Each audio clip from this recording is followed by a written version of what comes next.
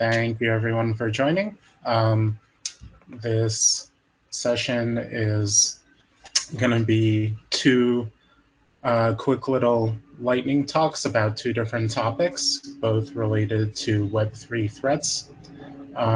It's going to be related to research that we published a few months ago. The first topic we're going to talk about are Web3 crypto drainers. And the second topic that we're going to talk about is a Web3 malware that we call Seaflower. So to kick things off, my name is Elias Stein. I'm a security engineer on the Confined Security team, and I'm joined by Taha, who's our director of Threat Intel. Taha, did you want to introduce yourself real quick, or should we just get right into it? Sure, yeah. Yes. My name is Stein. I'm leading the Threat Intel effort at Confined. Thank you. Cool.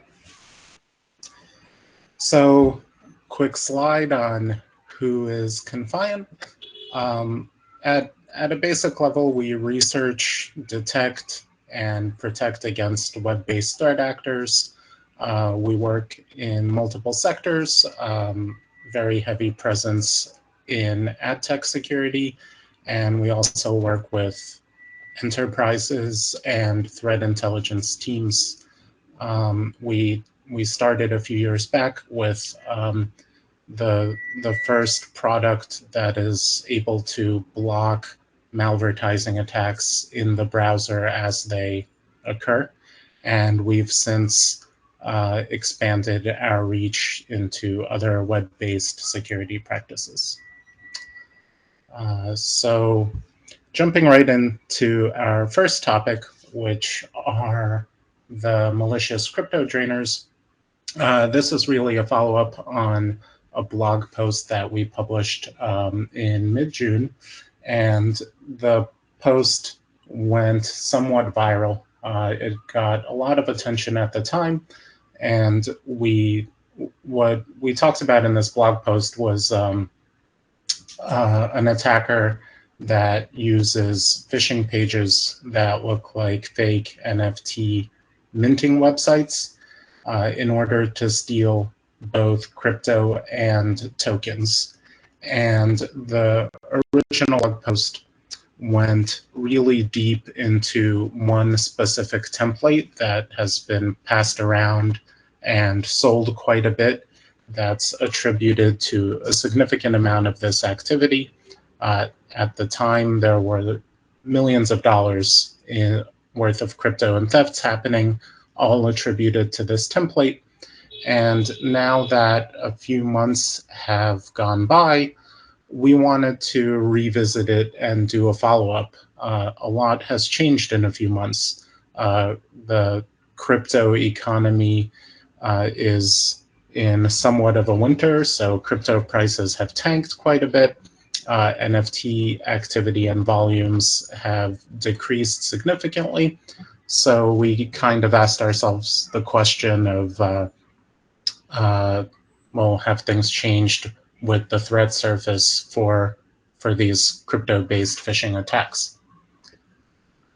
So quick update for folks that might be new to this whole thing. What's a crypto drainer?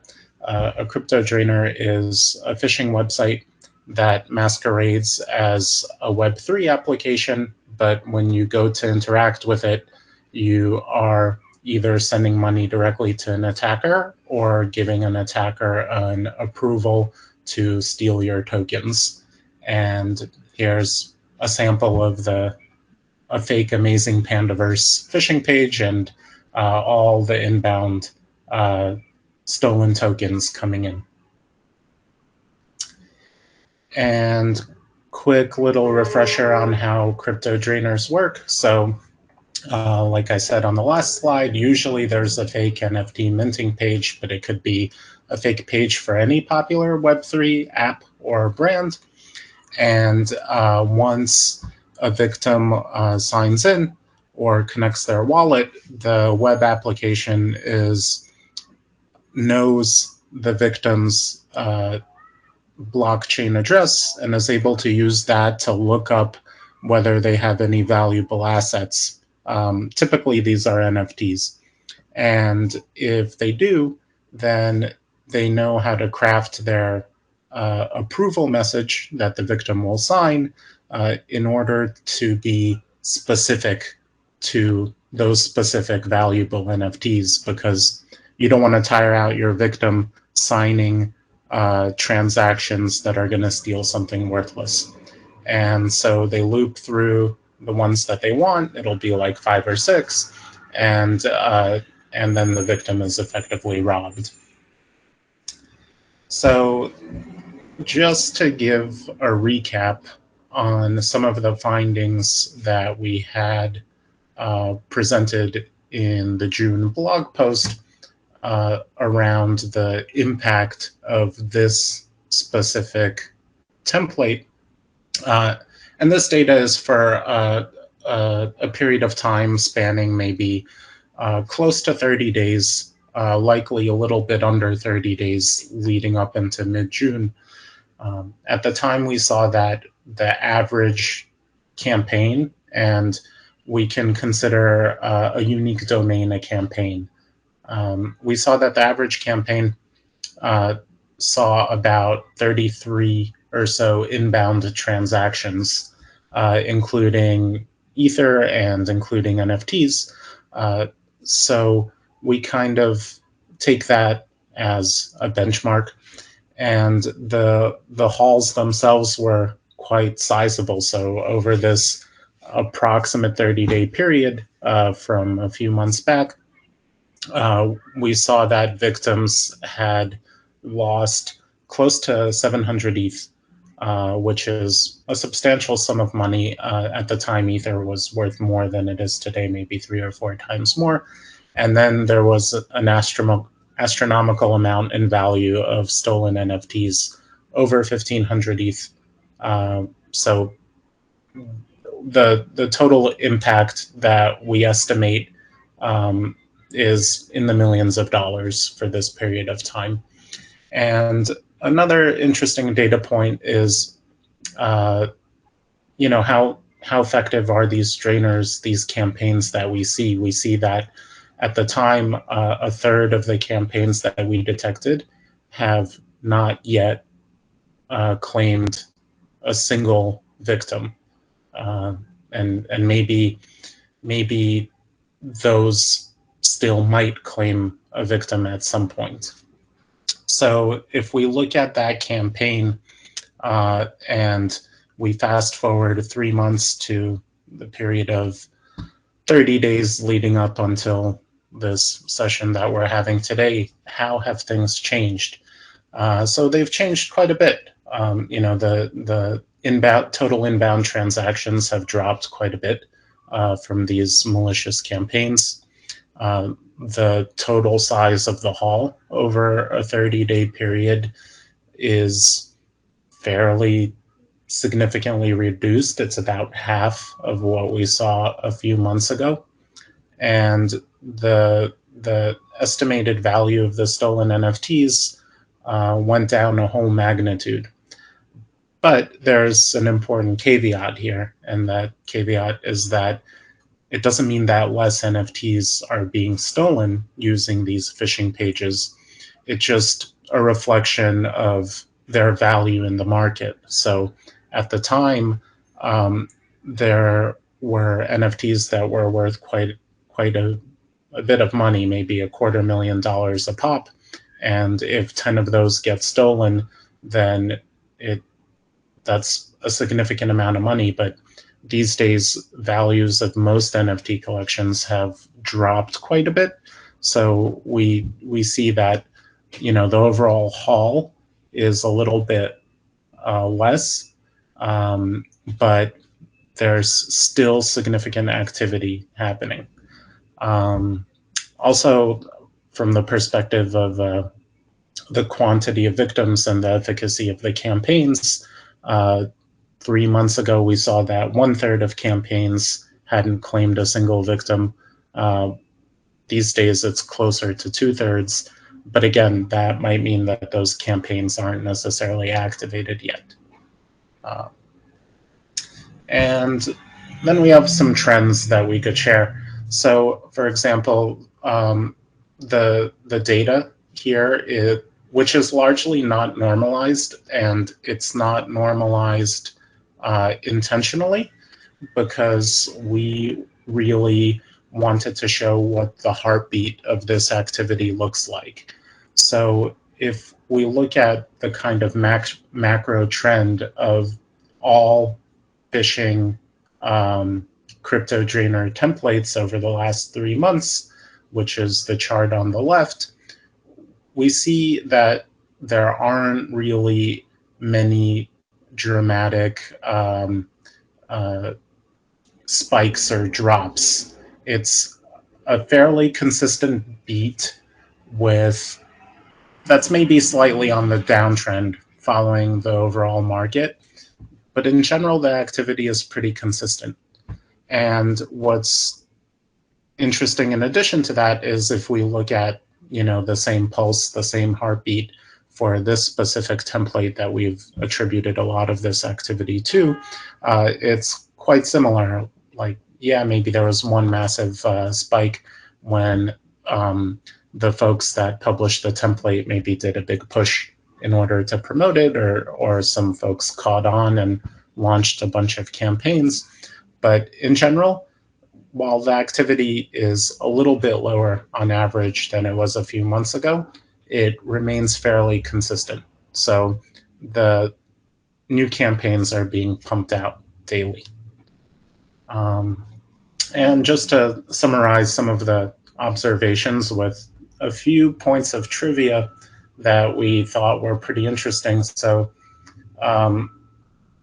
one thing that kind of stands out to us is that the operators behind these phishing campaigns, they don't really add much of a layer of operational security on top of what they're doing.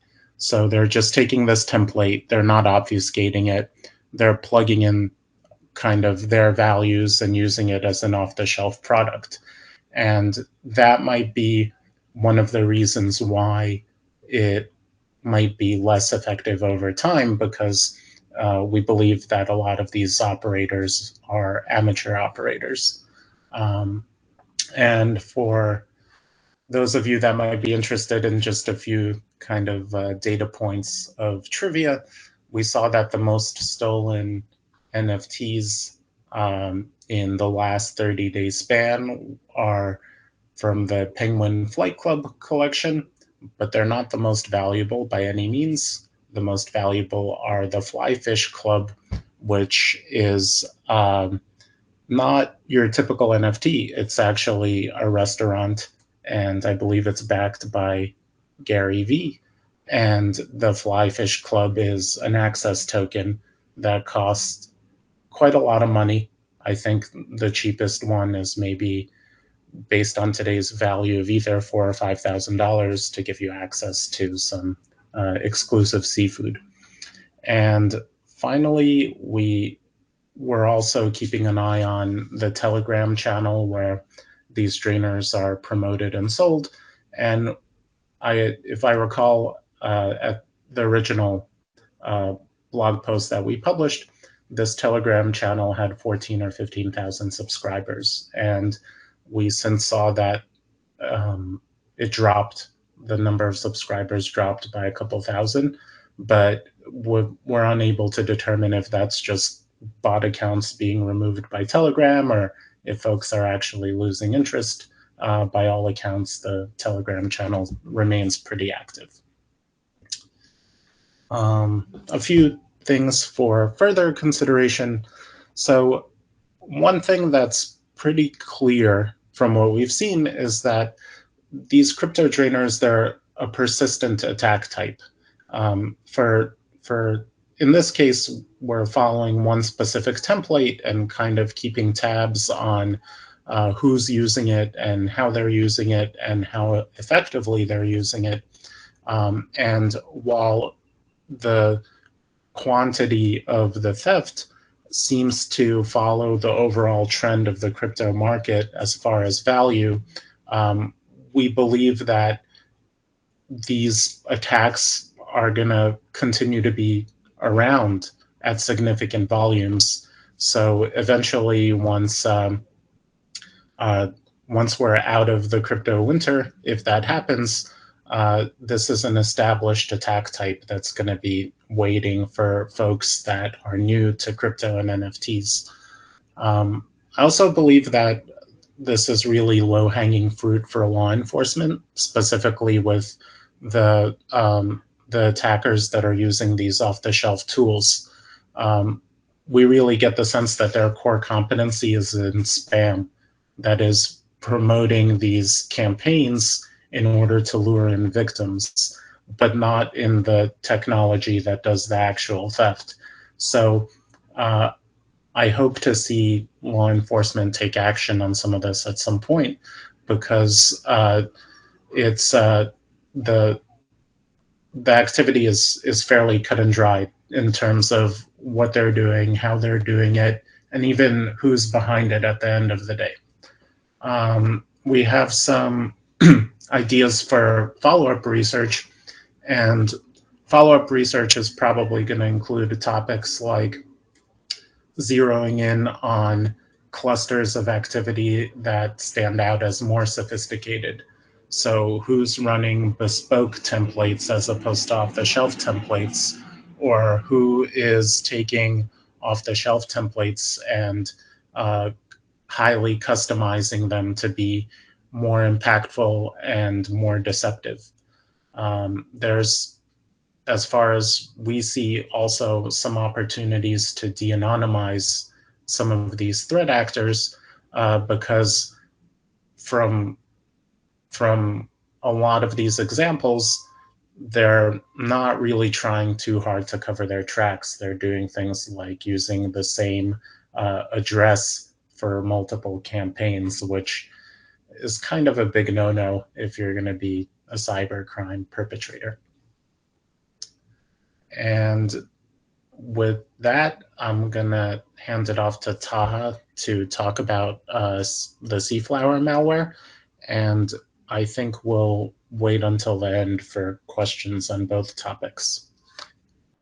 All right. So the 12th of June, we published a blog post about Seaflower. So Seaflower is not a threat actor. It's not an APT. It's not a single entity. Seaflower is a cluster of activity, which means there is ongoing malicious activity that we discovered, that we detected, and we're actually exposing their modus operandi and the way they actually perform their attacks. So it's basically a whole set of attacks that we're tracking. Particularly Seaflower are targeting Web3 wallet. That's what we call Seaflower.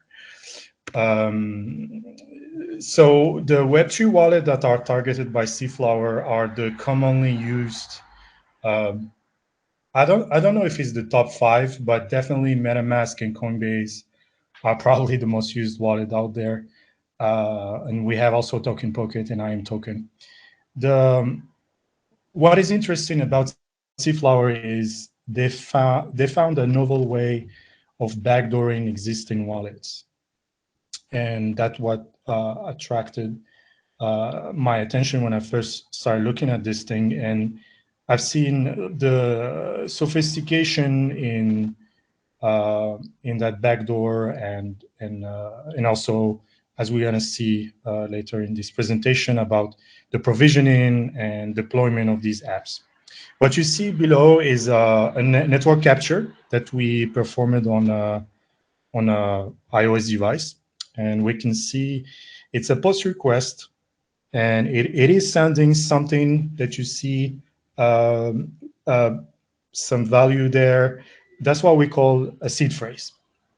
So seed phrase it's basically your private key, and anyone with the seed phrase can actually access to your wallet and can then withdraw the funds or transfer them basically they are in complete control of your wallet. So I'm just going to guide you through the kill chain. Basically, what are the steps they perform to have this result, to be able to exfiltrate your seed phrase. And I'm also going to share some updates about some recent activities. So says any kill chain, you have to start from somewhere. So the initial access, and I think the first time we saw this activity was via search engines. Specifically, we've seen this activity on Chinese search engines. I've attached some examples, as you can see here, and one example from Baidu, which is a commonly used search engine for in China. And if you type download MetaMask or download Coinbase or download any of these wallets, you are going to be redirected to one of these websites controlled by Seaflower. So mostly the activity is targeting Chinese search engine.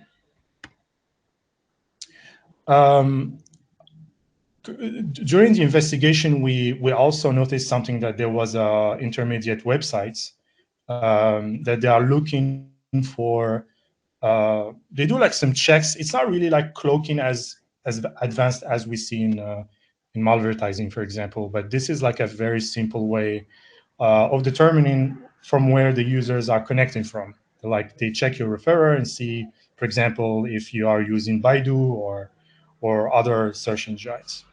We also saw that they have code to detect bots. So if you are a bot, they don't let you go in. So they do some tests, maybe to protect their website from being indexed by bots.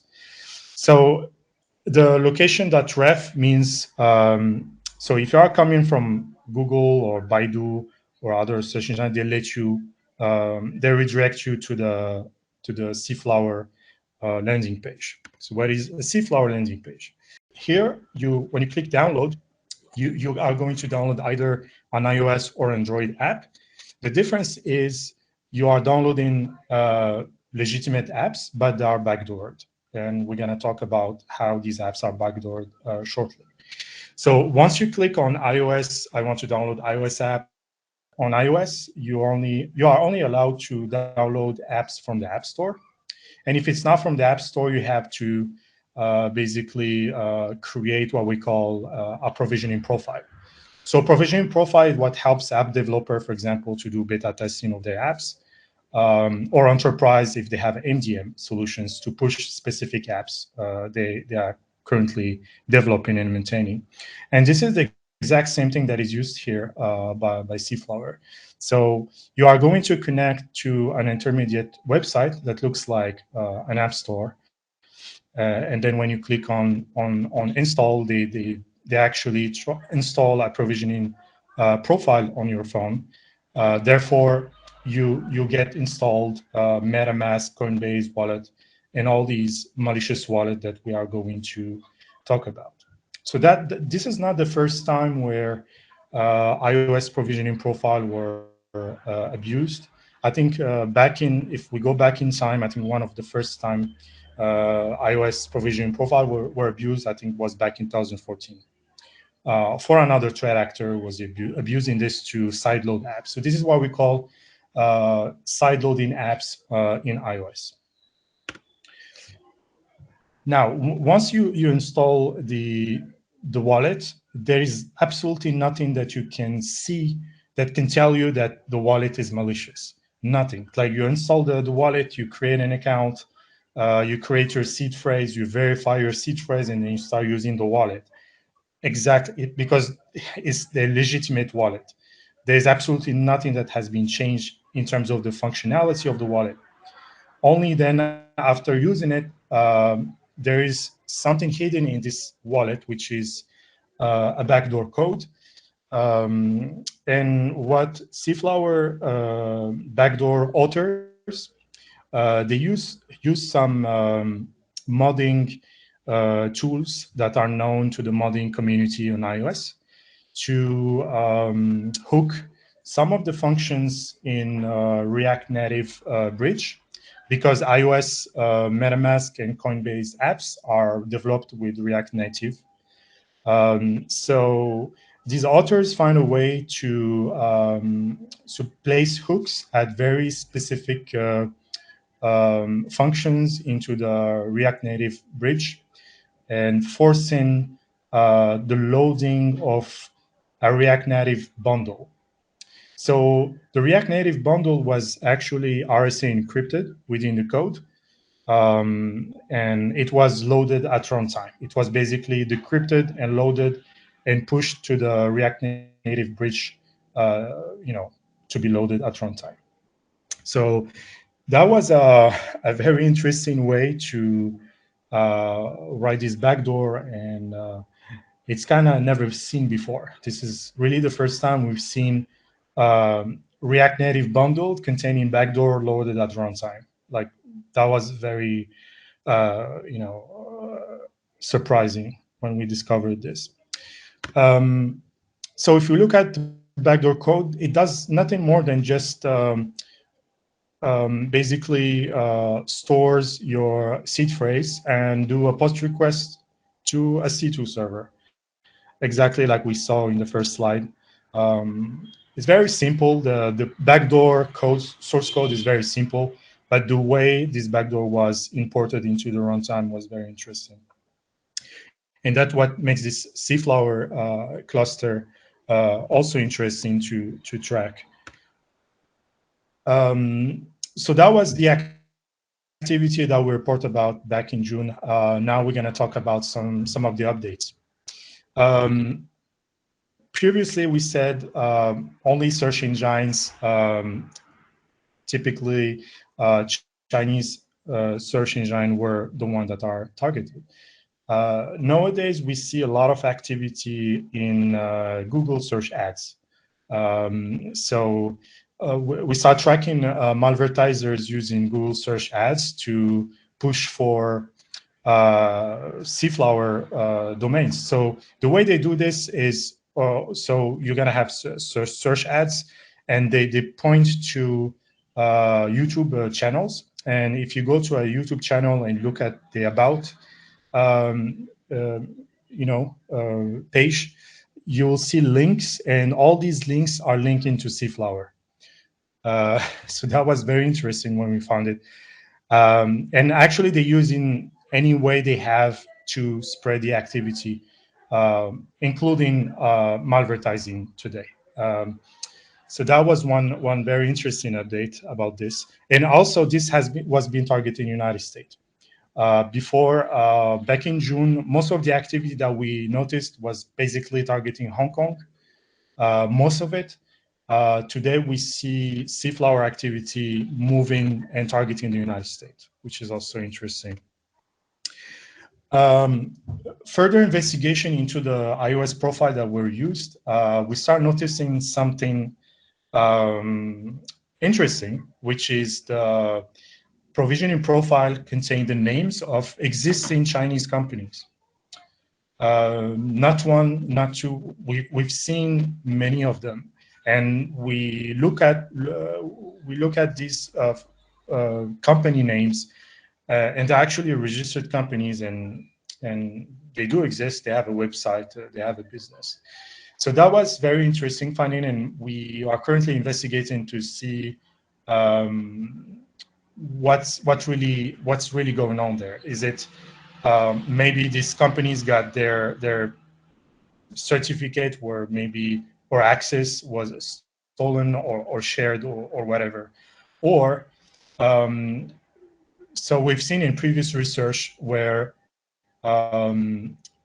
developers, they create companies, they register them just in order to be kind of legitimate to get access to the enterprise Apple Developer for Enterprise program, to be able to get issued those certificates, where in fact they're actually not doing anything. It's just like fake companies. So that was something interesting that we noticed, and we are currently investigating this a little bit more. Another Another update was the intermediate servers, the servers that are in charge of provisioning. They started posting something, a message, as you can see below the QR code, saying that the platform only provide downloading of the apps, and they're not responsible of any apps that is hosted there. So they only do the provisioning and the deployment of the apps. So they don't really, they're not responsible of whatever app is there. So that's also very interesting, and it shows that Seaflower is probably multiple players, right? It's not one single entity. It's multiple players. Maybe there's an affiliate program there. So those are the things that we are currently investigating. As we said, the provisioning servers are probably not directly related to Seaflower, so that's something we are currently investigating. There is also a lack of basic OPSEC. So by using very basic pivoting, we are able to fingerprint majority of their servers, which means either they don't care, because it's like spam. They just don't care. You just keep spamming whatever. So here is probably the same thing. And other observation was, the app provisioning profiles were linked to Chinese companies, and some of them have an app store presence. So some of these companies have an app store page, and they actually develop iOS apps. And we found the exact same name into some of the provisioning profiles related to Seaflower. Another observation was the backdoor code has been publicly shared. So we expecting multiple actors using the same backdoor code, modifying it, and redeploying it. One last observation is the React Native bundle injection was also seen by other researchers that was used in the Android apps. So not only iOS app, but also Android apps use the exact same injection technique. So some other further considerations regarding Seaflower in general. So I mentioned in the blog post that there is a room for improvement, especially when we talk about wallet development. It seems that developers could make the source code a little bit difficult to break. And they could probably apply some runtime checks in case the wallet has been tampered with at runtime, specifically if there is a new bundle that was not expected to be there. So there are things that could be implemented. But again, it's a cat and mouse game, and a determined attacker will always be able to reverse engineer whatever is there and find ways of backdooring it. So yeah, that's the issue with the current wallet development issue regarding Seaflower. So Seaflower is probably an ecosystem, and as we saw, probably like multiple parties are involved. We've seen that the provisioning servers are not related to Seaflower. They're actually probably independent from this activity. We also working on determining what is the business model. Is there like an affiliate program there? What's the relationship that we have with the backdoor authors, with advertisers, for example, and things like that. So it's something interesting to investigate. Further research will be, of course, to map this activity to existing threat actors. We want to know who's behind this. And one that is particularly interesting is to be able to get to do some investigation on-chain activity. So this is particularly difficult because the only thing that we have in control is the seed phrase. And basically, we need wallets with existing funds. So the ideal will be like victims contacting us directly and giving us their wallet address. That will help us start tracking the activity. Otherwise, we'll need like to have test wallet, inform them, and then observe the activity. So on-chain activity is something that we are looking forward to, and please reach out to us if you are a victim of Seaflower. Thank you, everyone, for attending. And feel free to reach out if you want the slides, if you want the references in the slides, and I think we'll email it out to whoever registered. So thanks again.